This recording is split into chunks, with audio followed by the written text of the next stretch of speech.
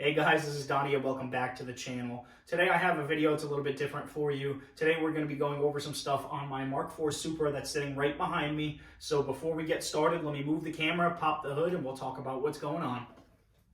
So before I start going over everything, I figured I'd give you guys a good little look at the car. Some things have changed if you've been following me for a long time. This car was on VSKFs, and then it was on some SSRs, and then it was on those, which I only have two of. But I figured I'd show you guys this car. This is my 1993 Mark IV Supra. This is a naturally aspirated 5-speed car. And the whole time I've owned this car, it's been about 3 years now, it's been missing something. And that something that it's been missing is a turbo. So I just wanted to give you guys a good look around because I've been trying to focus on one project at a time. And lately, this one has been taking precedent. I haven't really been recording it, and I really should have been, but I want to catch you guys up to speed at what I've been doing behind the scenes on this car. So for the past 3 years I've owned this car, it's been missing one thing, and that one thing being a turbo. We're not going to go into detail as to why it's not boosted yet, but there are some reasons. But I've had this car a very long time. After buying the 240, I really just wanted a street car that I could have some fun in. And this car was in the back burner in parts, literally up on jack stands. I hadn't got to enjoy it in the past year or so. It had just been sitting in jack stands, ripped apart, missing thousands of dollars worth of parts. We've sourced everything and got everything back together. Shout out to Salem. Thank you so much for helping me. I know it really wasn't in my budget and it really wasn't in your budget, but we made it happen, and I can't thank you enough, buddy. Anyway, I've been going back and forth in my head about boosting this car, and I want to show you guys. I do have a majority of the parts. I have a forward-facing intake manifold up there. I have a turbo manifold there. Also the carbon fiber fenders, which you have only seen in one other video, and it was at the end of a video, so only the real ones know that I even had those. But I've had a ton of stuff to boost this car, and I should have did it about 2 years ago. Now, the way that I wanted to do it was the way that I know I could do it, and that was to put this car on what they call an NAT-TT ECU mod, and that is running an NA car off of a factory turbo Supra or Aristo ECU and having full functionability of everything. So I had gotten so many parts together with this car. I had gotten ECU Master EMU Black, BorgWarner S366 Turbo, manifold, 1000cc FIC injectors, and I was going to go Corolla coil pack.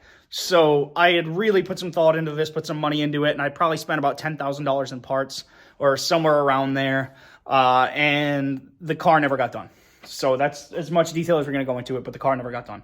And the way that I wanted to do it, instead of doing it the right way, is to run it off of a factory turbo ECU, convert to coil unplug using the distributor, use stock size turbo injectors, or even a little bit bigger on an FMU, which I might do in the future. I haven't decided yet. And then go with a moderate size turbo. So what do we have here?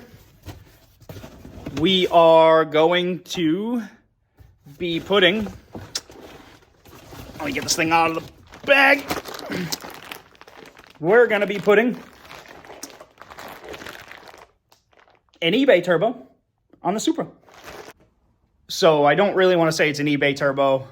I went a little bit higher than I wanted to. I had originally bought a BorgWarner S366 for this car, which somewhere around 15 PSI would have put me around 500 horsepower, but I would have had the 1000cc injectors to back it.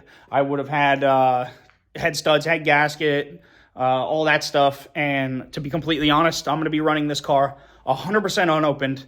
The fuel pump that's in it, which is a 340 Stealth, factory turbo injectors, which are already in the car. We'll be going over that in a minute. The factory TT ECU, which is also already in the car. We're going to be going over that in a minute. And the VVTi coil packs and igniter, which is all also in the car. So I did all the hard work already, and I did it behind the scenes. And the reason I did it behind the scenes is it's boring to watch. Nobody wants to watch me sit there and chase 10 wires or 12 wires, whatever I had to do. Actually, I think it might have been a little bit more than that, but still, whatever I had to do. Nobody wants to watch me sit there, read off of a schematic, and do any of that work. Now, I'm going to update you guys here. I'm going to flip the camera, and we're going to go over what I've done in the engine bay already and what I'm going to be doing in the near future. So in the engine bay, I did a distributor delete, which coil unplug, VVTi coils off of a VVTi igniter. That all runs around. The wiring's a little hacked up right now. I made the harness long, God forbid anything happened. I am going to loom that up before the end of this video. But it runs 440cc injectors. These are eBay injectors. Those are eBay coil packs. Together, they were $250 for the two. But the whole reason I ended up going coil unplug was that I ended up having a misfire, and I will show you what it is. It was right here on cylinder 5. You can see I have all of that grease on there, but if you actually see, I can pull the whole plug out and it actually shows the wire. So that was arcing out onto this intake, which is why I had this stuff here to try and stop it. But it got to a point where it just wasn't drivable anymore, and it spiraled downhill into, instead of me changing plug wires, me changing ECUs, ignition systems, injectors, and all of that. So thankfully, my buddy James, I went and seen him. He had a TT ECU laying around. He really hooked me up. He told me $50. I told him no. I gave him 100, which is still a steal. It was a JDM Supra TT ECU, which meant I didn't have to unpin my AC. I didn't have to do map wiring. I didn't have to do a lot of stuff. It was pretty much running these two wires right here to the ECU, using 5 pins on, I'll show you on this one, but from 51 to 50 whatever, they're over here, but you use 5 wires into, okay, you use 5 wires into those pins, and you bunch them together, 3 in 1 or 5 in 1 rather, go together into coil 1, and then coil 2, which is the last one right here, that is coil 5 and coil 2, and then this is coil 3 and 4. They batch fire in pairs. It makes this whole thing simple. If you can read schematics, you can do this. I don't care who you are. This NAT-TT ECU mod is actually very, very, very easy. Anyway, this is all in preparation for boost. I've been trying to boost this car for years, and at this point, I have just about everything I need. I got a box of stuff over here, air motor 340, which I already have one in the car. I got a fuel pressure regulator gauge. I got air motor fittings for the fuel pressure regulator. I'm not going to use this one. I'm actually going to use this Fuel Lab one. They're the same thing. This is the Fuel Lab gauge. Then I got a turbo drain, which is extended from Boost Lab. I have a Bosch 4.2 LSU wideband, which I'm going to wire standalone, along with this MAC valve right here. This is a boost control solenoid, also known as a MAC valve. So this and this are going to be tied together, or not tied together, but on their own circuit, tied into an all-in-one boost controller, over boost controller, wideband readout, and boost gauge.